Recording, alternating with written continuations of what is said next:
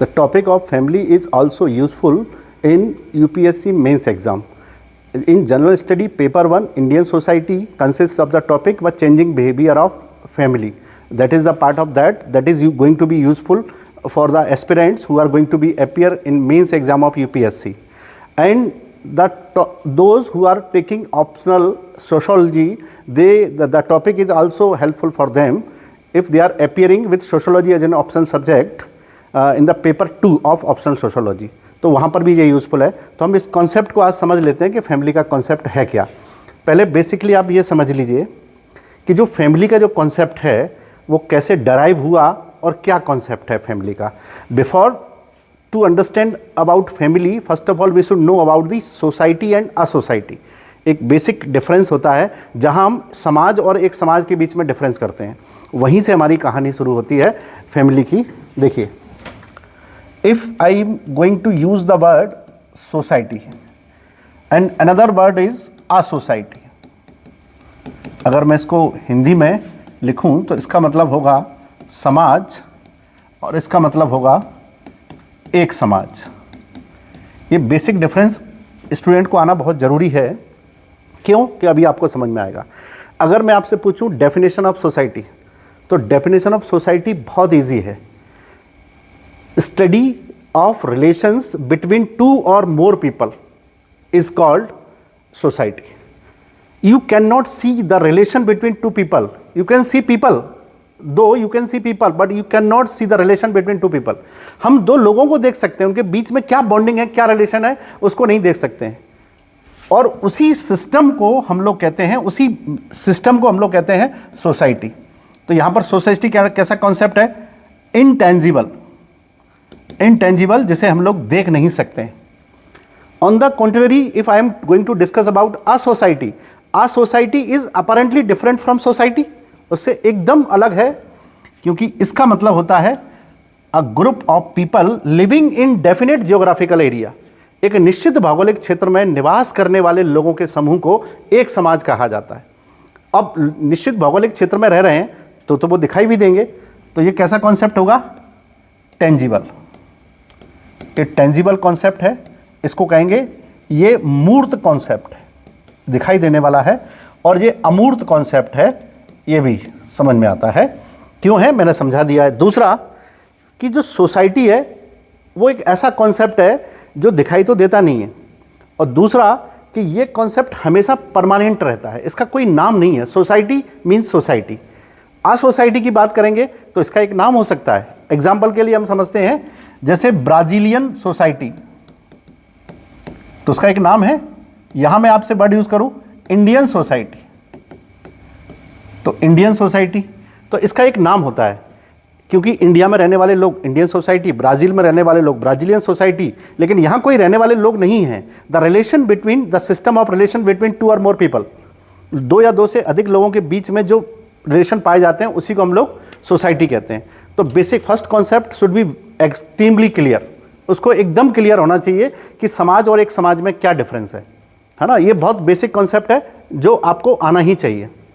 चलिए, अगर हमने इसको समझ लिया है तो हम ये भी समझ जाते हैं कि जब हम जनरल स्टडी की सोशोलॉजी की बात करते हैं, इंडियन सोसाइटी की बात करते हैं, तो उसमें ये वाली सोशोलॉजी नहीं है ना. हम केवल इंडियन सोसाइटी की बात करते हैं. If I am discussing about the various exam, for example recently in MPPSC exam the syllabus of sociology is added. लेकिन सोशोलॉजी का सिलेबस तो जोड़ दिया गया है, लेकिन अगर आप बाजार में जाके देखेंगे जो पुस्तकें लोगों ने विकसित की हैं वो पुस्तकें उस सिलेबस के तहत नहीं बनाई हैं. आप देखिए उसमें सोशोलॉजी टॉपिक पड़ा हुआ है, लेकिन हमारे कॉन्सेप्ट को, उसको आप सिलेबस को देखेंगे तो उसमें कोर सोशोलॉजी नहीं है. कोर सोशोलॉजी का मतलब है origin of sociology, basics of sociology, schools and principles of sociology and subject matter of sociology. वहाँ पर ये सब नहीं है. वहाँ पर इंडियन सोसाइटी के एक पार्ट को जोड़ दिया गया है, इंडियन सोसाइटी के कुछ फीचर्स को जोड़ दिया गया है. तो आप अकॉर्डिंग टू सिलेबस उस पॉइंट को पढ़ें. और उसी पॉइंट में पहला जोड़ा गया है जिसको कहते हैं फैमिली. फर्स्ट टॉपिक का नाम है Indian concept of society, concept of Indian society, और उसका पहला टॉपिक है फैमिली. तो हम आज उसी को डिस्कस करने वाले हैं, फैमिली को. और ये देख लेते हैं कि इसके जो क्वेश्चंस हैं, जैसे मेंस पढ़ने का सबसे अच्छा तरीका होता है मेंस पढ़ने का कि हम आंसर्स कैसे लिखेंगे. प्री और मेंस की पढ़ाई में बहुत डिफरेंस होता है। यहाँ मैं इस टॉपिक के क्वेश्चंस आपके सामने डिस्कस करने वाला हूँ। जैसे आप देख पाएंगे कि इस पर बोर्ड पे कुछ क्वेश्चन आपको दिख रहे होंगे। First question is what are distinctive features of family. इसको कहेंगे कि परिवार की विशिष्ट लक्षण क्या होते हैं। ठीक, if you have not gone through the proper study you can not right the answer about this. Even you can not define family, आप परिवार को डिफाइन भी नहीं कर सकते हैं। तो परिवार के विशिष्ट लक्षणों के लिए हम इसको यूज कर, एक क्वेश्चन पूछा जाता है और लगभग एक्सपेक्टेड 7 मार्क्स के लिए, 7 मार्क्स के लिए पूछा जा सकता है, जिसके लिए आपको एटलीस्ट 60 वर्ड उसमें लिखने हैं, 60 words. The question number second, causes responsible for the changing in family. आज आप देखेंगे परिवार में इतने सारे परिवर्तन हुए हैं कि जो एक्चुअल और ट्रेडिशनल जो फैमिली की वैल्यूज थी और उसके स्ट्रक्चर से वो पूरे के पूरे बदल गए। तो इसको कहेंगे कि हम परिवार में वर्तमान में कौन कौन से चेंजेस हुए हैं और किस किस कारण से हुए हैं। ये 10 नंबर के लिए पूछा जाता है और बहुत एक्सपेक्टेड क्वेश्चन है और एक पेटेंट क्वेश्चन है जो सोशियोलॉजी में अक्सर फैमिली टॉपिक से पूछा जाता है। Next one is discuss about the role इधर इंपोर्टेंस ऑफ फैमिली। परिवार की भूमिका बताइए या फिर परिवार के महत्व को दर्शाइए। जब हम किसी इंपोर्टेंस को या भूमिका को लिखते हैं, रोल को लिखते हैं, तो we should have the characteristics of family and functioning of family. अगर हमको परिवार के कार्य पता है तो फिर हम ये सारी चीज़ें भी उसमें लिख सकते हैं। The next one is what does it mean by household concept. The concept of household is directly related to society. ये समाज से सीधा सीधा संबंधित है कि हाउस होल्ड क्या है। अगर हम हाउस होल्ड को ट्रांसलेट करने के लिए जाएंगे तो उसको हिंदी में गृहस्थ कहा जाता है। गृहस्थ से क्या आशय है? गृहस्थ, हम इंडियन हिस्ट्री में आश्रम भी पढ़ते हैं, लेकिन गृहस्थ आश्रम ही नहीं है, फैमिली का एक टाइप भी है कि गृहस्थ क्या है। जनरली हम फैमिली को डिफाइन करते हैं इस फॉर्म में कि husband, wife and their unmarried children with their servants. पति पत्नी और उनके अविवाहित बच्चे इंक्लूडिंग सर्वेंट्स, नौकर और दास को मिला देंगे तो परिवार की डेफिनेशन पूरी होती है न्यूक्लियर फैमिली की, नॉट जॉइंट फैमिली की। तो न्यूक्लियर फैमिली की डेफिनेशन पूरी होती है। अगर इसमें से नौकर या दास को अलग कर लिया जाए तो फिर जो बचेगा हमारे पास स्टफ, उसको हम केवल हाउस होल्ड कहते हैं, है ना। तो सारे परिवार में हाउस होल्ड होता है, लेकिन सारे हाउस होल्ड परिवार नहीं होते हैं। खैर जी, हम जब कॉन्सेप्ट को डिटेल में समझेंगे तो इसको समझाएंगे आपको। व्हाट इज़ न्यूक्लियर फैमिली, जो मैंने अभी जस्ट आपको डेफिनेशन दी है, ये न्यूक्लियर फैमिली की ही डेफिनेशन है, जिसको हम लोग कहते हैं कि पति पत्नी और उनके अविवाहित बच्चे, husband wife with their unmarried children living together with their servants is called nuclear form of family. Next one is define punaluan family. Punaluan is a different word that is used in sociology. Punarluan means the group marriage.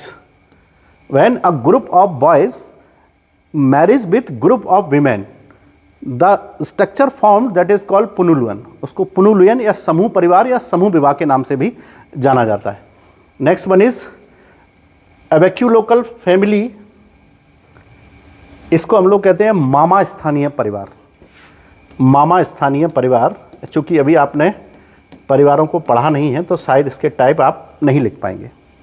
Next one is explain concept of family and its importance.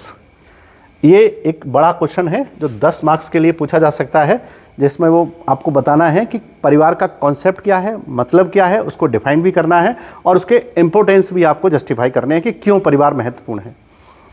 Next one is what is type of family on the basis of residence. परिवार नहीं, निवास स्थान, on the basis of residence family के कौन कौन से type होते हैं। तो फैमिली के इसमें बहुत सारे टाइप होते हैं, जैसे पैट्रियोलोकल होता है, मैट्रियल लोकल होता है, एवेक्यू लोकल होता है, बायो लोकल होता है, ड्यू लोकल होता है, न्यू लोकल होता है। तो there are 6 types of families. Next one is who wrote the book history of human marriage. ये बुक बहुत फैक्चुअल क्वेश्चन है, इस वेस्टर्न मार्क की बुक है। ये हम जब इसके कॉन्सेप्ट समझेंगे, ये मैंने जस्ट कुछ क्वेश्चंस आपके लिए फाइंड आउट किए हैं और जो क्वेश्चन हम लोग डिस्कस करते हैं, याद रखिएगा मेंस में उनसे रिलेटेड और सेम वैसे ही क्वेश्चन आपको परीक्षा में देखने के लिए मिलेंगे जिस टॉपिक से अपने डिस्कस किए हैं। ये क्वेश्चंस मैं आपको इसीलिए बता रहा हूँ कि जब मैं ये टॉपिक को फिनिश करूँगा तो आप इन सारे क्वेश्चंस के ना केवल आंसर समझ पाएंगे बल्कि उनको लिख भी पाएंगे। That is why the lecture is going to be useful to you. इसीलिए मैं बता रहा हूँ कि मैं I am discussing the whole concept in the context of mains exam only. मैं केवल मुख्य परीक्षा के लिए इसको डिस्कस कर रहा हूं ताकि आपको आंसर लिखने में आसानी हो और समझ पाए। मेंस के आंसर लिखने के लिए आपने प्रैक्टिस करना शुरू कर दिया होगा, क्योंकि एक्सपेक्टेड शायद सितंबर ऑफ 2024 मेंस एग्जाम होगा। अब हम इन क्वेश्चन के आंसर कैसे तलाशेंगे, तो अब हम शुरुआत करते हैं अपने लेक्चर की, जिसे हम लोग कह रहे हैं कॉन्सेप्ट ऑफ फैमिली। परिवार क्या है? ठीक, जैसा कि मैंने बताया कि परिवार क्या है, परिवार का व्यक्ति के जीवन में क्या महत्व है, इसको हम एक घटना से भी देख सकते हैं। एक कहानी आप सबने सुनी होगी, जंगल बुक पर बेस्ड है और मध्य प्रदेश के पेंच नेशनल पार्क से रिलेटेड है, जिसमें मोगली लैंड बना हुआ है। एक मोगली की जो कहानी है, जिसमें एक ऐसा बालक, जिस बालक का सोशलाइजेशन नहीं हुआ था। What is socialisation? जब हमारा बर्थ होता है तो हम केवल एक एनिमल होते हैं, एक प्राणी के रूप में हमारा जन्म होता है, और उस प्राणी को सामाजिक प्राणी बनाने के लिए जो प्रोसेस काम करती है उसे हम सोशलाइजेशन कहते हैं। तो socialization is the learning of individual और human being which is much needed to live in society peacefully. जो समाज में रहने के लिए जरूरी होती है, उसे हम जब सीखते हैं, उसको सीखने की प्रोसेस सोशलाइजेशन कहलाती है। And socialisation begins in the life of individual from its birth. जन्म से ही समाजीकरण शुरू होता है और मृत्यु पर्यंत तक टिल डेथ तक चलता रहता है। हम समाज से मरते दम तक कुछ ना कुछ सीखते रहते हैं, और समाज में सीखने की इसी प्रक्रिया को समाजीकरण कहा जाता है। चूंकि socialisation is a different concept, here I am talking about family, तो मैंने परिवार के साथ सोशलाइजेशन का डिस्कशन क्यों किया, तो उसका एक कॉन्सेप्ट बनता है। कॉन्सेप्ट ये है कि व्यक्ति के जीवन में सोशलाइजेशन की प्रोसेस उसके परिवार से ही शुरू होती है। Though there are some other agencies related to the socialization, just like family, just like neighborhood, just like friend circle, हमारी मित्र मंडली, आस पड़ोस, और हमारा परिवार ही हमारी सबसे पहली पाठशाला होती है, जहाँ से हम बेसिक्स सीखते हैं। इसलिए फैमिली का रोल सोशलाइजेशन में सबसे बड़ा होता है।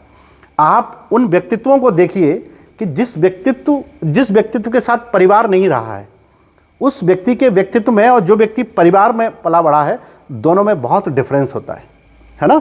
तो आप समझिए कि परिवार व्यक्ति के समाजीकरण को और उसके व्यक्तित्व को, पर्सनैलिटी को कैसे डेवलप करने में रोल प्ले करता है परिवार। इसी कॉन्सेप्ट को हम लोग समझते हैं कि फैमिली क्या है। जनरली लोग कहते हैं फैमिली कुछ नहीं है, हम लोग साथ साथ रहते हैं, वही परिवार है। साथ साथ रहना परिवार नहीं है। कई बार परिवार में लोग रहते साथ साथ हैं, लेकिन दूरियां बहुत होती हैं, है ना। इसको मैं एक और कॉन्सेप्ट से समझाना चाहता हूं कि एक कॉन्सेप्ट होता है व्यक्ति का अकेला रहना, और एक होता है व्यक्ति का अकेला पढ़ना। तो जीवन में व्यक्ति को अकेला पढ़ना नहीं चाहिए।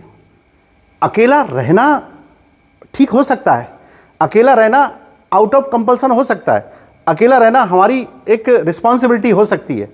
मान लीजिएगा कि किसी बच्चे की जॉब मणिपुर में लगती है और उसकी माँ बनारस में रहती है, तो वह अपनी माँ से दूर रहता है, लेकिन माँ से दूर नहीं है, वो अकेला रह रहा है, अकेला पड़ा नहीं है।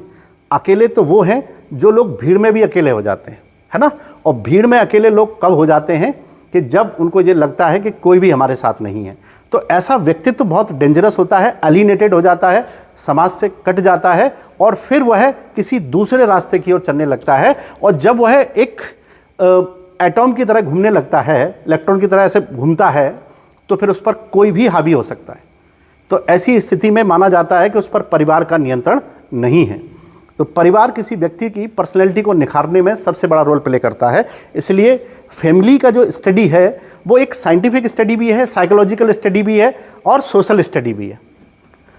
परिवार के बारे में कॉन्सेप्ट बहुत सारे आते हैं। हम यहाँ पर समझेंगे पहले व्हाट इज़ फैमिली, फिर हम लोग समझेंगे कि फैमिली के टाइप क्या होते हैं, फिर हम लोग समझेंगे फैमिली के फंक्शंस क्या होते हैं, फिर हम लोग ये भी समझेंगे कि फैमिली ओरिजिन कैसे हुई, फैमिली आई कैसे। उसको कहते हैं origin theories related to family, परिवार की उत्पत्ति से संबंधित सिद्धांत।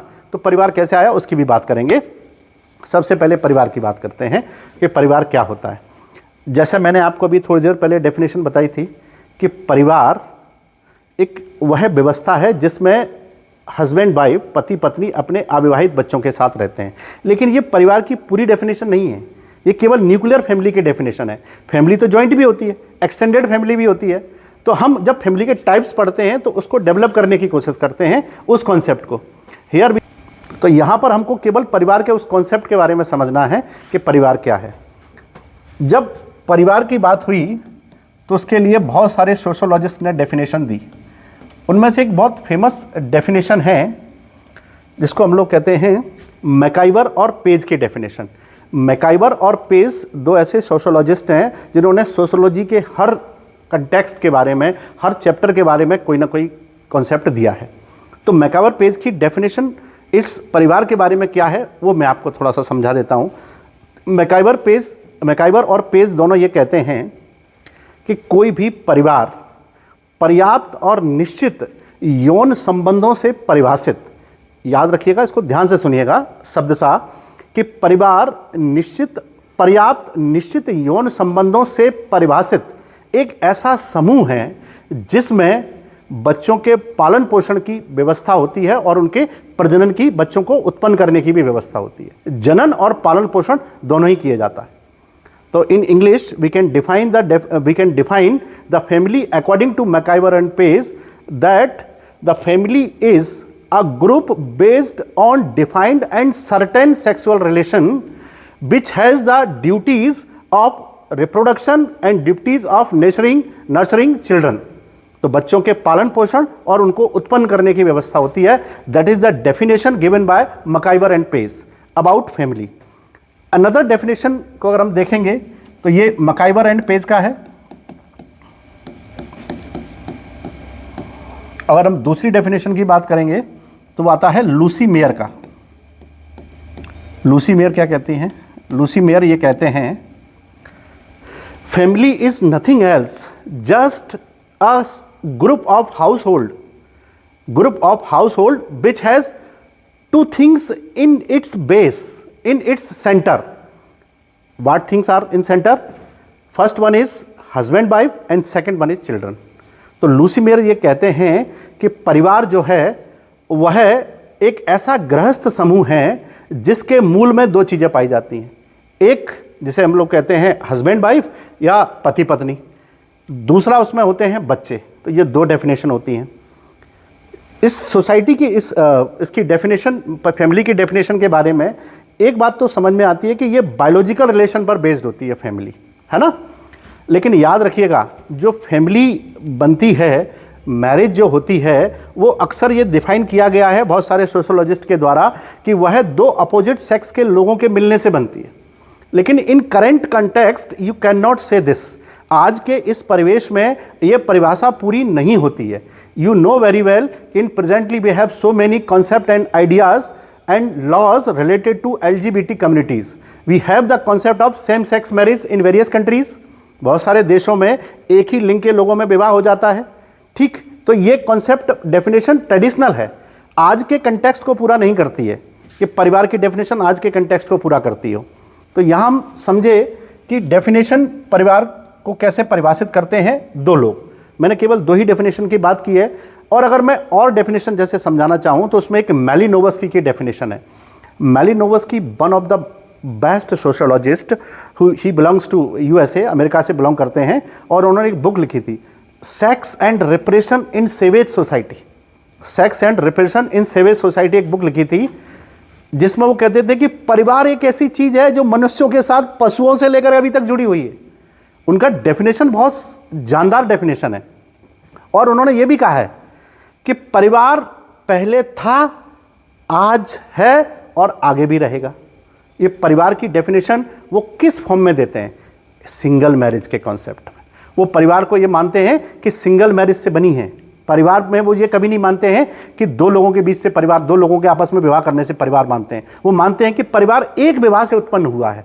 मोनोगेमियस थ्योरी को एक्सेप्ट करते हैं और अपनी इसी बुक में डिफाइन करते हैं, जहां वो इस डेफिनेशन को बहुत विस्तार से समझाते हैं कि family is the only institution which lives and which is found with human beings from its very primitive time and earlier time. पशु अवस्था से, जब से मनुष्य पशु था तब से लेकर अभी तक परिवार को लेकर आया है। जब मैलिनोवस्की के सिद्धांत को हम लोग स्टडी करते हैं तो उस सिद्धांत को स्टडी करते समय दिमाग में एक चैनल का ख्याल आता है जिसको हम लोग डिस्कवरी या नेशनल ज्योग्राफिक कहते हैं। नेशनल ज्योग्राफिक चैनल को देखते समय आपने भी देखा होगा, सबने देखा है, कभी भी आप जंगली पशुओं को जब उसमें देखते हैं, और हम भी किसी समय पर एक ऐसे एरा में जंगली ही रहे थे, तो उसमें आपने देखा होगा कि परिवार जो है वो माँ के साथ पाया जाता है। शेर के बच्चे शेरनी के साथ पाए जाते हैं, शेर के साथ नहीं पाए जाते हैं। तो यहाँ से एक कॉन्सेप्ट जो मैं आगे आप समझाऊंगा कि फैमिली कैसे आया, उससे रिलेटेड है कि परिवार की उत्पत्ति माँ से हुई है, ना कि पिता से हुई है। ऐसा कुछ लोगों को मानना है, जिनमें ब्रीफॉल्ट भी है, और उनकी एक प्रसिद्ध बुक भी है जिसको कहते हैं द मदर, ब्रीफॉल्ट की बुक है। अब यहाँ पर अपन ये देखेंगे कि जिन्होंने जो बताया है कि परिवार की डेफिनेशन हुई, लूसी मेयर का डेफिनेशन है और मैकाइवर पेज का डेफिनेशन है।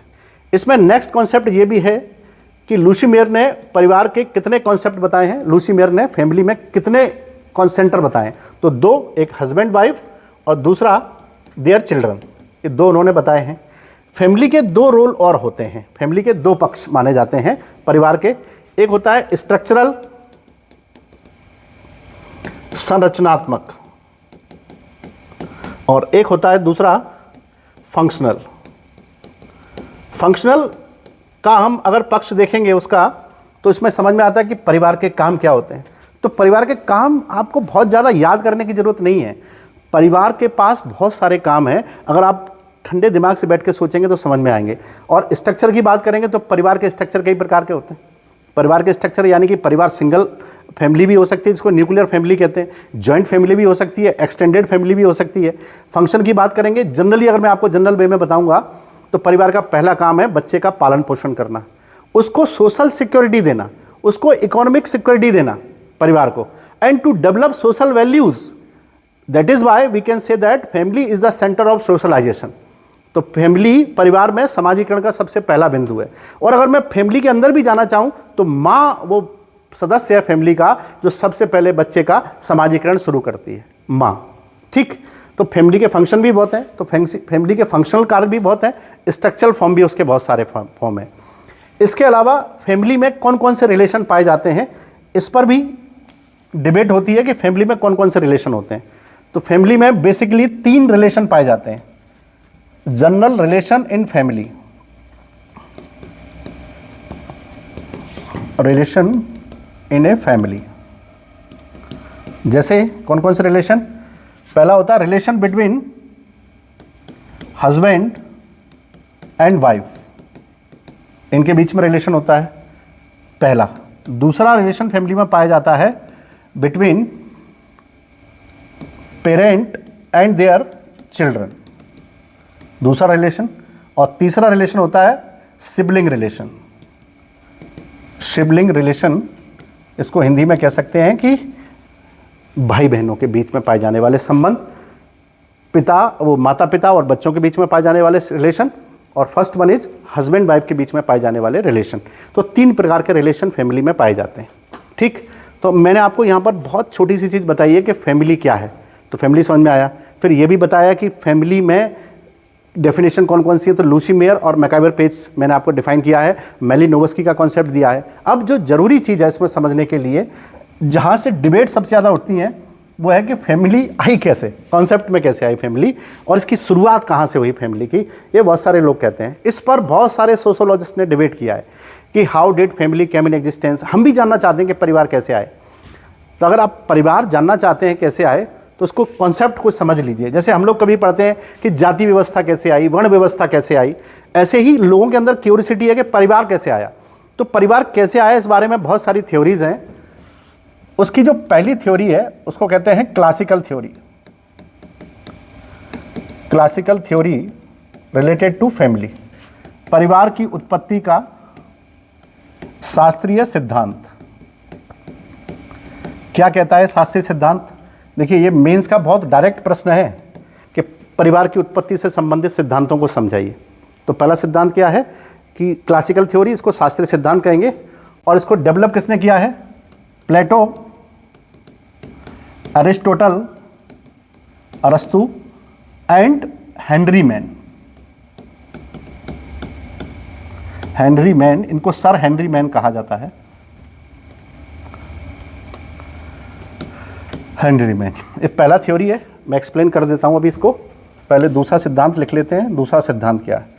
सेकेंड थ्योरी को कहते हैं थ्योरी ऑफ सेक्स कम्युनिज्म। इसको कहेंगे यौन साम्यवाद का सिद्धांत। यौन साम्यवाद का सिद्धांत ये किसने दिया है? ये मॉर्गन, फ्रेजर और ब्रीफाल्ट, तीन लोगों ने इसको डेवलप किया है। क्या कहते हैं हम समझेंगे अभी। तीसरा सिद्धांत इसको कहते हैं monogamous theory. Monogamous theory of family origin. ये क्या होता है? एक विवाही सिद्धांत। कुछ लोगों का ये मानना है कि परिवार की उत्पत्ति एक विवाह के कारण हुई है, और ये सिद्धांत है वेस्टरमार्क का। वेस्टरमार्क ये सिद्धांत उन्होंने दिया था, उन्होंने बुक लिखी थी the history of human marriage. And the next one is, इस सिद्धांत को हम लोग कहते हैं द थ्योरी ऑफ मैट्रियार्कल।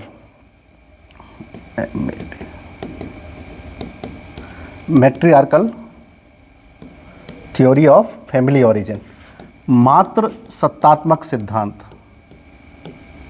सत्तात्मक सिद्धांत, और ये दिया है ब्रीफाल्ट ने। ब्रीफाल्ट और भी सिद्धांत में ये उनका इंडिविजुअल थ्योरी है, मात्र सत्तात्मक। इसके बाद आती है एवोल्यूशनरी थ्योरी। एवोल्यूशनरी थ्योरी, उद्विकासीय सिद्धांत। उद्विकासीय सिद्धांत, इसमें मॉर्गन भी है। इस सिद्धांत को मॉर्गन ने भी डिफाइन किया है, बेकोफन ने डिफाइन किया है। इसके अलावा इसको डार्विन ने सबसे पहले डेवलप किया था। एवोल्यूशन थ्योरी वैसे भी डार्विन की है, तो इन्होंने इसको दिया है। तो मॉर्गन भी हैं और बेकोफन भी हैं, और साथ में डार्विन भी हैं, चार्ल्स डार्विन। इतने सिद्धांत हैं परिवार की उत्पत्ति के। तो आप समझेंगे कि अगर एग्जाम में आ गए तो एक 200 शब्दों का आंसर आसानी से बन सकता है। इस सिद्धांत के बेसिक्स मैं आपको बता देता हूँ। पहला सिद्धांत लेते हैं, और पहला सिद्धांत क्या कहता है कि क्लासिकल थ्योरी ऑफ, शास्त्रीय सिद्धांत।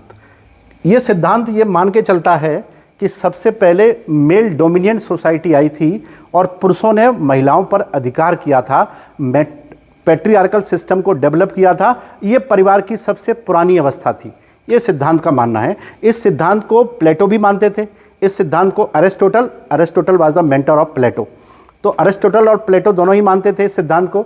इसके अलावा 1861 में सर हेनरी मैन ने इसको डिफाइन किया, और उन्होंने ये कहा कि सबसे पहला स्वरूप जो आया है परिवार का, वो पितृसत्तात्मक था। पुरुष प्रधान व्यवस्था थी जिससे परिवार की उत्पत्ति हुई है।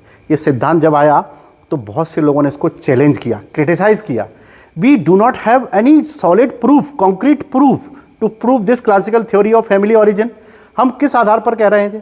कुछ लोग कहते हैं कि ये प्लेटो कहते हैं, अरस्तु कहते हैं। प्लेटो अरस्तु ने इस सिद्धांत को पॉलिटिकली डेवलप तो किया है, लेकिन प्लेटो अरस्तु से पहले भी समाज रहा है, परिवार उनसे पहले भी था। तब क्या था? तो परिवार, इनके सिद्धांत को बहुत ज़्यादा चुनौती दी गई है। क्रिटिकल असेसमेंट उसका किया जा सकता है बहुत आसानी से। और इस सिद्धांत को डेवलप किसने किया? प्लेटो, अरिस्टो ने, और हेनरी मैन ने इसको डिफाइन किया 1861 में। तो क्लासिकल थ्योरी क्या कहती है? क्लासिकल थ्योरी ये मान के चलती है कि परिवार की उत्पत्ति पुरुष प्रधान व्यवस्था से हुई है, जैसा कि आज है। लेकिन हम इस व्यवस्था को, इस सिद्धांत को बहुत आसानी से क्रिटिसाइज कर सकते हैं। I have so many causes and reasons to criticise this theory of family origin. The next theory is sex communism. Morgan, Frazer और ब्रीफाल्ट का ये मानना है कि हम सब लोग पशु अवस्था से निकल करके सभ्य व्यवस्था में आए हैं। जिस प्रकार से पशुओं के बीच में सेक्सुअल रिलेशन को लेकर के कोई बैरियर्स नहीं होता है, सभी पशु अपनी ही प्रजाति के साथ, कोई भी पशु किसी के साथ भी फिजिकल रिलेशन बना सकता है। तो वो कहते हैं कि कभी मनुष्यों में भी ऐसी अवस्था रही होगी जहां सब सेक्स कम्युनिज्म रहा था, जिसको प्रोमिस्क्यूटी भी कहते हैं। प्रोमिस्क्यूटी स्टेज रही होगी जहां पर कोई भी किसी के साथ संबंध बना सकता होगा। फिर उसी व्यवस्था से धीरे धीरे करके परिवार निकला है, जेलिसी के कारण से। फिर पुरुषों ने महिलाओं पर अधिकार करना शुरू कर दिया। तो कहते हैं कि यहां से ये कॉन्सेप्ट निकला कि हम लोग परिवार, आज के परिवार तक कैसे पहुंचे। तो परिवार का सबसे पुराना स्वरूप क्या मानते हैं वो लोग? कि सेक्स कम्युनिज्म की स्टेज थी, फिर धीरे धीरे वो परिवार में डेवलप हो गई। इस सिद्धांत की आलोचना करते हुए बहुत सारे लोग ये कहते हैं कि इस सिद्धांत को क्रिटिसाइज किया जा सकता है। वो जो कहते हैं कि ब्राज़ील में रहने वाले जितने भी लोग हैं, ब्राज़ील में एक जैसे ट्राइबल ग्रुप रहता है ब्राज़ील में, साइबेरिया में ट्राइबल ग्रुप रहता है, ऑस्ट्रेलिया में ट्राइबल ग्रुप रहता है। तो ऑस्ट्रेलिया में जो ट्राइबल ग्रुप है उसका नाम है डायरी है, और जो साइबेरिया में रहता है उसका नाम है चकची, और जो ब्राज़ील में रहता है उसको एगिनी भी कहते हैं। इस ग्रुप में एक कल्चर है, इंडिया के हिमालय के बहुत सारे ट्राइबल में कल्चर है कि एक कल्चर था बहुत समय पहले कि जब घर पे कोई गेस्ट आता था तो उस गेस्ट के वेलकम के लिए अपनी पत्नी को लोग उसको सौंप देते थे, जब तक के लिए गेस्ट यहाँ रहेगा। उसको कहते थे वाइफ हॉस्पिटैलिटी। ये सिस्टम भी यहाँ होता था। तो लोग कहते थे कि ये भी तो ये वाला कल्चर है, इसी से तो प्रूव हो रहा है। जब मॉर्गन कहते हैं इसी से प्रूव हो रहा है कि हम कभी ना कभी सेक्स कम्युनिज्म में रहे होंगे। वाइफ हॉस्पिटैलिटी होती थी, एक वाइफ स्वैपिंग होती थी। उसमें कहते थे कि अक्सर लोग पत्नियां बदल लिया करते थे, कुछ ट्राइब्स में से कल्चर हुआ करते थे। तो कहते अगर ये व्यवस्था को लोग स्वीकार करते हैं तो इसको मानिएगा कि पहले कभी ना कभी हम सेक्स कम्युनिज्म में रहे हैं। इसका जवाब देते हुए, क्रिटिसाइज करते हुए बहुत सारे सोशोलॉजिस्ट ने एक थ्योरी डेवलप की। उन्होंने कहा कि still in India there are so many communities and tribal communities which are having such kind of relations even, but they are not having such kind of sex proximity. वो इस प्रकार के sexual relation को allow नहीं करते हैं। हमारे यहाँ बहुत सारे ऐसे समूह हैं, परिवार हैं, उनमें ये व्यवस्थाएं नहीं पाई जाती हैं। जैसे एक ग्रुप मैरिज होता है, ग्रुप मैरिज का मतलब सेक्स कम्युनिज्म नहीं होता है। तो वो कहते थे कि नहीं, ये सिद्धांत पूरा सही नहीं है। वो जो कहते हैं कि अगर आप ध्यान से देखेंगे तो पशुओं में भी समाज है। कई ऐसे एनिमल हैं, जैसे कि एक है मकाओ एक बंदर होता है, उसमें यह व्यवस्था पाई जाती है कि वो अपनी लाइफ पार्टनर के साथ हमेशा रहता है, वो उसको बदलता नहीं है लाइफ पार्टनर को। ऐसे ही शेपर्ड भेड़ियों में पाया जाता है। भेड़िया लाइफ टाइम एक ही जीवन साथी को चुनता है। तो अगर जानवरों में ऐसी व्यवस्था हो सकती है तो हम जानवरों से निकले तो हमारे अंदर क्यों नहीं हो सकती थी? तो इस सिद्धांत को थ्योरी देने चैलेंज करने वाले बहुत सारे लोग हैं। जैसे उन्होंने जानवरों को आधार मान करके कहा कि जानवर किसी के साथ भी रिलेशन बना लेते हैं, हम लोग भी जब जानवर जैसे थे तो ऐसा ही करते होंगे। तो उसने जानवरों का एग्जाम देते हुए कहा कि there are so many example, जैसे कि मकाऊ है, एक लॉन्ग टेल मंकी होता है, इसके अलावा शेपर्ड होता है, इनमें वॉल्फ होता है जिसको हम लोग वॉल्फ कहते हैं, भेड़िया। तो उसमें भी ये पाया जाता है कि वो इस प्रकार की चीजों को नहीं मानते हैं। वो जानवर होते हुए भी इस चीज को मानते हैं कि हमारे रिलेशन हैं। और आप जानते हैं कि शेर के बच्चे जो कब हैं वो टिग्रेस के साथ ही रहते हैं। टाइगर्स के साथ ही रहेंगे भाई, अपनी माँ के साथ रहेंगे। माँ उनको तब छोड़ती है जब वो शिकार करना सीख जाते हैं। तो फैमिली तो हमको वहां भी दिख रही है, लेकिन वहां सेक्स कम्युनिज्म नहीं दिख रहा है। तो इस सिद्धांत को क्रिटिसाइज हम लोग कर सकते हैं। एग्जाम के लिए याद रखिएगा, किसी भी थ्योरी का क्रिटिकल असेसमेंट पूछा जा सकता है, किसी भी थ्योरी का। तो आपके पास किसी भी थ्योरी को क्रिटिकल असेसमेंट करने के प्रॉपर ग्राउंड होना चाहिए, उसके बारे में आपके पास स्टेप और डेटा होना चाहिए, या कोई कॉज होना चाहिए बहुत अच्छा। एग्जाम का मतलब ये नहीं है कि जो हमने पढ़ा है वही पूछा जाएगा। हमको अपने आप को ऐसा डेवलप करना है कि if they are asking critical assessment, we should be ready to put a critical assessment on paper. अगर उन्होंने क्रिटिकल असेसमेंट पूछा तो उसको लिखने के लिए तैयार होना चाहिए। उन्होंने तारीफ पूछी है तो हम तारीफ करने के लिए तैयार हैं। जब क्रिटिकल पूछा तो हम क्रिटिकल करने के लिए तैयार हैं। तो हमको अनबायस्ड तरीके से तैयारी करनी होती है और सारी ओरिएंटेशन खोल के तैयारी करनी होती है कि जो पूछेगा हम वो लिखने को तैयार हैं और वो प्रूव करने के लिए तैयार हैं। मेंस का अच्छा आंसर लिखने के लिए उसमें 3 चीज़ों की आवश्यकता होती है। हमने जैसे किसी ने कहा कि क्रिटिकल असेसमेंट कर दो, इसी का मान लीजिए किसी सिद्धांत का कर देते हैं, सेक्स कम्युनिज्म का, हम लोग कहते हैं सिद्धांत गलत है। तो क्या हमारे कहने से गलत हुआ? नहीं। हमने इसको प्रूव कैसे करेंगे? पेन से लिख देने से कोई चीज सही नहीं होती है। We have to prove by presenting data. Data रखिए, उससे प्रेजेंट करिए। अगर डेटा नहीं है, यू शुड हैव एग्जाम्पल रखिए, उससे प्रूव होगा। एग्जाम्पल भी नहीं है तो आप डेफिनेशन दीजिए जो किसी ने कहा हो आपके फेवर में, क्योंकि आपके कहने से तो काम नहीं चलेगा। तो आपके फेवर में डेटा, एग्जाम्पल, डेफिनेशन कुछ तो होगा। And that is why we always use to say that कि go through newspaper, from the newspaper you can find these all things in perfect way. इसीलिए एक ट्रेडिशन चला कि यूपीएससी के आंसर लिखने हैं तो न्यूज़पेपर पढ़ो, क्यों वहां से आपको डेटा भी मिलता रहेगा और करंट का डेटा भी मिलता रहेगा, ताकि हमारे आंसर को हम बहुत सुंदर और स्ट्रांग बना सकते हैं जिसमें हमारे मार्क्स आएंगे। आई थिंक आप समझ पाए होंगे सेक्स कम्युनिज्म की थ्योरी क्या है। Just a brief discussion about the family. Next one is monogamous theory. यह है एक विवाही सिद्धांत। इस सिद्धांत के मानने वाले बिल्कुल इस सिद्धांत का अपोज करते हैं। वो कहते हैं सेक्स कम्युनिज्म हो ही नहीं सकता है, परिवार की उत्पत्ति एक विवाह से हुई है, हम सब एक विवाही थे। वो पूछते कैसे हुई है एक विवाही से? तो यहां पर वेस्टरमार्क ने एक बुक लिखी है, the history of human marriage.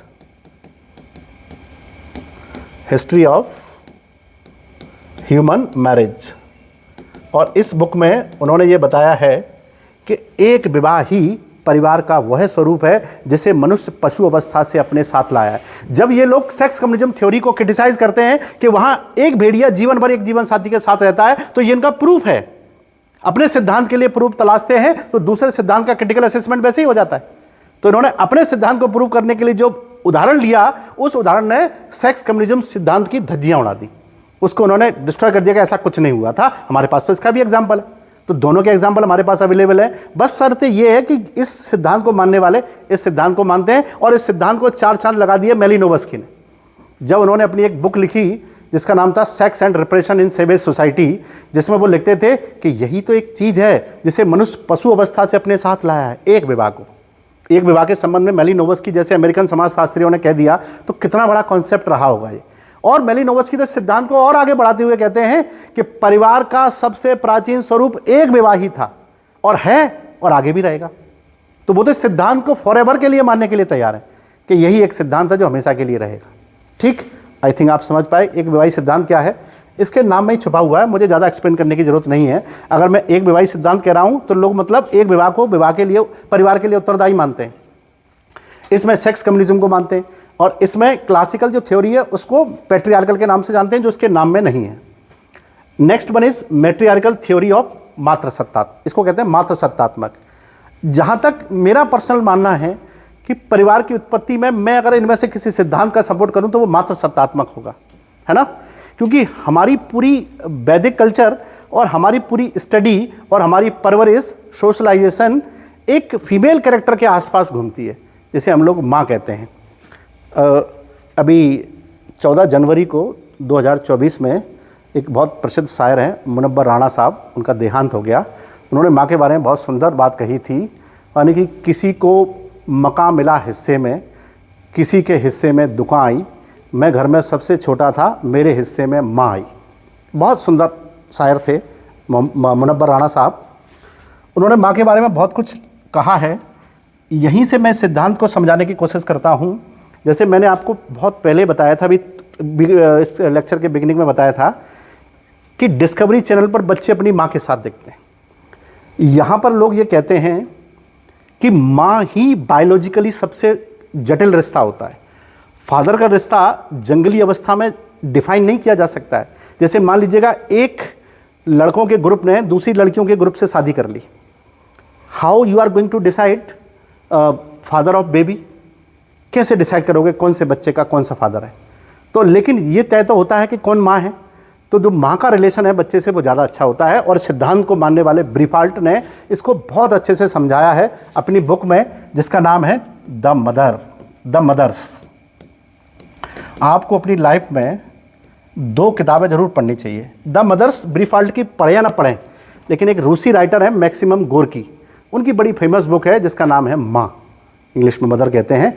उसको आप ज़रूर पढ़ें, आपको बहुत कुछ समझ में आएगा फैमिली के बारे में।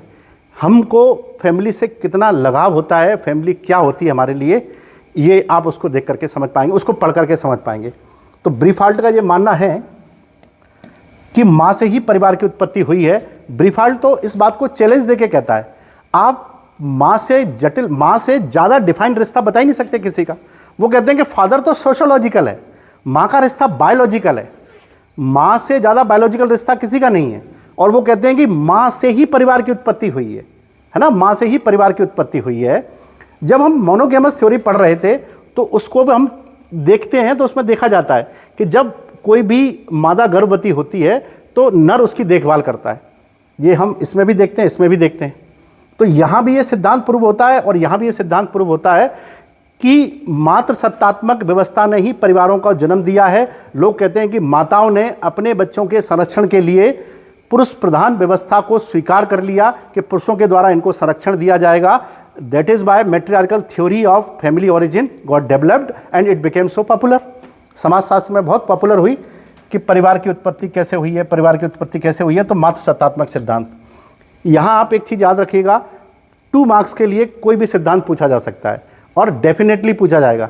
और अगर 2 मार्क्स के लिए पूछा जाएगा तो वेस्टरमार्क का एक विवाही सिद्धांत मोनोगेमस थ्योरी और ब्रीफाल्ट का मैट्रियार्कल थ्योरी दोनों ही पूछे जा सकते हैं। दूसरा कौन सा सिद्धांत किसने दिया है, बुक कौन सी किसने लिखी है, ये भी 2 मार्क्स के लिए बहुत ज़रूरी होता है। तो आप थोड़ी सी चीज़ों को दिमाग में रखिए, ज़रूरत पड़े तो नोट कर लीजिए, ताकि आप आंसर लिखते समय चीज़ों को बहुत बल दे पाएँ। Next one is evolutionary theory, ये डार्विन ने दी थी, और डार्विन के बाद मॉर्गन, बेकोफन और जैसे लोगों ने इसको और प्रमोट किया। इसको थोड़ा सा और समझ लेते हैं कि ये क्या कहते हैं। इसको ऐसे समझते हैं, एवोल्यूशनरी थ्योरी के 2 कॉन्सेप्ट आए।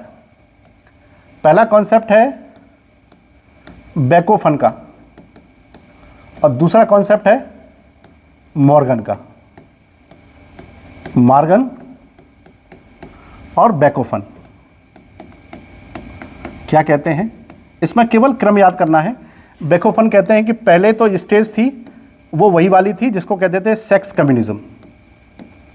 सबसे पहले हम लोग जंगल में इसी प्रकार से रहते थे जहां यह अवस्था रही होगी, ये बेकोफन का मानना है। फिर बेकोफन ने कहा इसके बाद जो थ्योरी डेवलप हुई उसको कहते थे पैट्रियार्कल,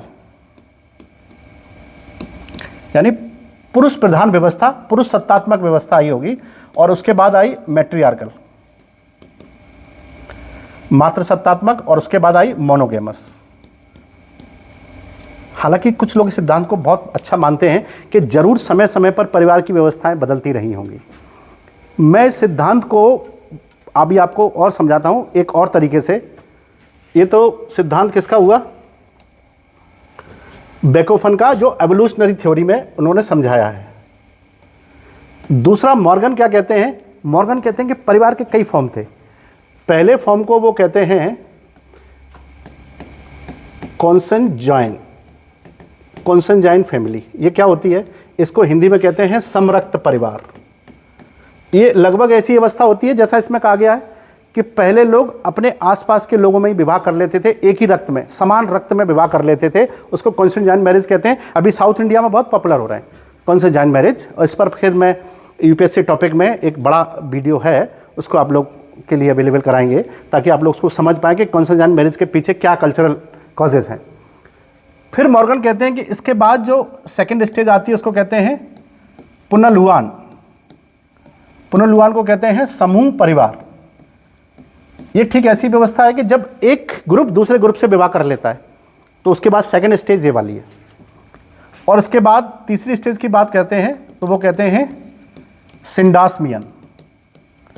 इसको सिंडेसमियन ही कहा जाएगा, सिंडेसमियन परिवार। ये क्या होता है, इसमें यह होता है कि जब एक व्यक्ति एक परिवार में किसी महिला से शादी कर लेता है तो उस परिवार की सभी महिलाओं के साथ सेक्सुअल रिलेशन रख सकता है।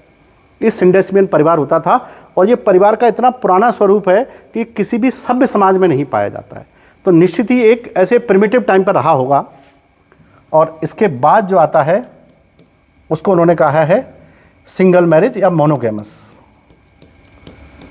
तो दोनों ही एवोल्यूशनरी थ्योरीज में देखेंगे तो लास्ट में रिजल्ट तो मोनोगेमस ही मिला है, लेकिन स्टेज दोनों की अलग अलग है। तो स्टेज आपको याद रखनी है। अगर आप इन 5 सिद्धांत को जैसा सुन पा रहे हैं वैसा अपने शब्दों में लिख पाएंगे, if you have any problem in writing your answers तो यू कैन राइट अस। आप लिख करके बताइएगा। We will do whatever we can do for the better writing skill. हम उसके लिए भी कुछ ना कुछ करेंगे। अब मैं ये आपको अगर समझ में आ गए हैं तो मैं एक कॉन्सेप्ट आपको थोड़ा सा और समझा दूं परिवार के बारे में, तो उससे चीज़ें और क्लियर होंगी। देखिए, बहुत समय पहले ये तो तय है कि हम लोग एक प्रिमिटिव समाज में रहते थे जहाँ कम्युनिज्म टाइप की चीज़ें थीं। और कम्युनिज्म का मतलब होता है कि सब बराबर होते हैं, कोई किसी के यहाँ काम नहीं करता है, सब बराबर होते हैं। तो फिर उसके बाद क्या होता था कि जिसके पास जैसी फैमिली है, जिसकी फैमिली में 4 लोग हैं और एक किसी की दूसरी फैमिली में 6 लोग हैं, तो जिस फैमिली में 6 लोग हैं उसकी इनकम ज़्यादा होगी क्योंकि वहाँ काम करने वाले हाथ बहुत ज़्यादा हैं। अब ये व्यक्ति अपनी फैमिली के मेंबर्स को कैसे बढ़ा सकता है, उसके 2 कारण हैं। पहला तो ये कि वो ज़्यादा बच्चे पैदा करे तो बच्चे बड़े होंगे तब जा करके उसको सहारा मिलेगा। और इससे भी कम समय का तरीका ये है कि वो दूसरा विवाह कर ले तो उसको एक और व्यक्ति मिल जाएगा काम करने के लिए। तो यहाँ एक कॉन्सेप्ट मैं आपको बहुत क्लियरली समझाना चाह रहा हूँ कि एक से ज़्यादा पत्नियों से लोग, स्त्रियों से लोग विवाह क्यों करने लगे, फॉर इकोनॉमिक बेनिफिट। उसका कल्चरल और सेक्सुअल कोई कॉज नहीं है। ये सोशोलॉजी की सबसे अच्छी डेफिनेशन है कि जहाँ पर वो ये कहते हैं कि the concept of polygamy, polygamy यानी बहुपत्नी विवाह। तो जो पॉलीगैमियस जो मैरिज होते थे, बहुपत्नी विवाह होते थे, उसका सबसे बड़ा कारण होता था इकोनॉमिक बेनिफिट, ज़्यादा पत्नी, ज़्यादा हाथ, ज़्यादा इनकम। ठीक, तो इकोनॉमिकली साउंड होने के लिए लोग एक से ज़्यादा पत्नियों से विवाह करने लगे, ये उसका कारण है। अगर एग्जाम में आए बहुपत्नी विवाह का सबसे सटीक कारण क्या है, तो आप कोई और कारण ना लिखिएगा, उसमें यही लिखिएगा कि आर्थिक कारणों से ऐसा किया गया। ठीक, और जब लोग एक से ज़्यादा पत्नियों से विवाह करने लगे, एक पत्नी से किया, फिर उन्होंने दूसरी पत्नी से किया, हर व्यक्ति तो भी तो यही चाहेगा, लेकिन इससे क्या होगा कि लड़कियों की संख्या कम हो जाएगी। भाई किसी ने 4 से कर ली, किसी ने 3 से कर ली, अब इतनी सारी बच्चियां तो लड़कियां तो बचेंगी नहीं। फिर क्या होगा कि जो बहुत कम बचेंगी उस पर 2 पुरुष अपना अधिकार जताएंगे। अब थोड़ा क्रिमिनोलॉजी वो समझिएगा कि हम क्रोनोलॉजी कैसे सेट कर रहे हैं कि एक स्त्री है और उसके 2 दावेदार हैं कि ये मेरे को चाहिए, वो करा मेरे को चाहिए। अब ऐसी स्थिति होगी तो फैसला कैसे होगा? फैसला फिर युद्ध से होगा। पुरुष लोग उस स्त्री के लिए युद्ध लड़ेंगे, युद्ध लड़ेंगे तो जो ताकतवर होगा वो जीत जाएगा। स्त्री ताकतवर के साथ जाएगी और उसके घर में रहेगी। चूंकि वो ताकत के दम पर जीती गई है, इसलिए वो पुरुष से तो लड़ ही नहीं सकती है। दूसरा, वो पुरुष उसको घर से बाहर नहीं निकलने देगा। वो इसलिए नहीं निकलने देगा, उसे पता है कि घर से बाहर जाएगी तो इस पर कोई और अधिकार कर सकता है। तो अब मैं क्रोनोलॉजी आपको क्या बताना चाह रहा हूं कि घर की 4 दीवारी महिलाओं के लिए क्यों निश्चित की गई, क्या कारण रहे थे कि महिलाएं घर के अंदर ही रहा करती थी, उनको बाहर निकलने की परमिशन नहीं थी। यही एक कारण था ना, सिक्योरिटी के कारण से। तो वो घर के अंदर रहेंगी, पुरुष घर के बाहर रहेगा, तो घर के अंदर के सारे कामों करने की जिम्मेदारी किसकी हो गई? महिलाओं की। और बाहर के काम करने की जिम्मेदारी किसकी हो गई? पुरुषों की। पुरुष शारीरिक रूप से ज़्यादा बलिष्ठ काम करता था, तो धीरे धीरे उसकी फिजिकल पावर और बढ़ गई। फिजिकली वैसे भी ज़्यादा पावरफुल होता है, और बढ़ गई। और महिलाओं की घर के काम करने के कारण से जो पावर है वो धीरे धीरे करके कम होती गई। चूंकि पत्नियां लोगों की एक से ज़्यादा होने लगी, अब एक से ज़्यादा पत्नियां हैं तो खाने पीने का प्रबंध तो सबके लिए बराबर हो नहीं सकता है। तो इसीलिए महिलाओं के हिस्से में खाना पीना बहुत लो कैटेगरी का और कम आने लगा। यही कारण रहा कि महिलाओं के हेल्थ इश्यूज सबसे ज़्यादा रहे, और हजारों सालों तक चलने वाली इस व्यवस्था ने एक जेंडर डिस्क्रिमिनेशन को जन्म दिया। तो मैं आपको ये समझाने में आई थिंक सफल हुआ कि बहुपत्नी विवाह कैसे आई, और बहुपत्नी विवाह में पुरुष की डोमिनेंसी कैसे आई। तो परिवार की उत्पत्ति तो कई कारणों से हुई है, लेकिन पुरुष प्रधान व्यवस्था कैसे आई, और फिर पुरुष प्रधान व्यवस्था में पैट्रियार्कल सिस्टम में और पैट्रिलिनियल सिस्टम में, चाहे वो पुरुष प्रधान हो, पुरुष सत्तात्मक हो, इन सारी व्यवस्थाओं ने महिलाओं के अधिकारों को खत्म कर दिया। 21वीं शताब्दी में जो फेमिनिस्ट मूवमेंट हुए, फिर धीरे धीरे महिलाओं के अधिकारों में वृद्धि हुई। तो हम समझ पाए कि परिवार की उत्पत्ति के कारण क्या थे और परिवार कैसे बने। अभी हमने परिवार के टाइप्स पर कोई बात नहीं करी है ना, परिवार के टाइप्स पर कोई बात नहीं की कि परिवार कितने प्रकार के होते हैं। मैंने जस्ट एक ही कॉन्सेप्ट आपको समझाने की कोशिश की है कि फैमिली की डेफिनेशन क्या है और फैमिली आई कैसे एग्जिस्टेंस में। तो you should keep in your mind about the all theories related to the origin of family. As we have discussed about classical theory, we have discussed about monogamous theory, we have discussed about the theory of matriarchal system, वो भी उसके लिए जिम्मेदार थी। तो जितनी भी theories हमने डेवलप की हैं, और सेक्स कम्युनिज्म की थ्योरी, एवोल्यूशनरी थ्योरी, ये सब आपको याद होना चाहिए। You should note down on your paper so that you can write your answer very well. We will keep continue this series, इसको हम लोग कंटिन्यू रखेंगे इस सीरीज को, so that you can find out the answers of question as we have discussed in earlier। जैसा मैंने पहले ही कुछ क्वेश्चन आपको बताए थे, हम उन क्वेश्चन के आंसर लिख पाएँ, वो उस लायक अगर आप बनना चाहते हैं तो इसको आप थोड़ा सा समझें और नोट डाउन करें और आंसर लिखने की कोशिश करें। हम बेसिक कॉन्सेप्ट की चर्चा करेंगे, उसके अलावा कुछ भी चर्चा नहीं करेंगे, है ना। तो ये सोशियोलॉजी का जो पेपर तैयार कर रहे हैं उन बच्चों के लिए है, और जो सोशियोलॉजी को बेसिकली उसके कॉन्सेप्ट को समझना चाहते हैं उनके लिए है। I hope you would like it. तो मिलते हैं नेक्स्ट लेक्चर में, तब तक के लिए कीप स्टडिंग।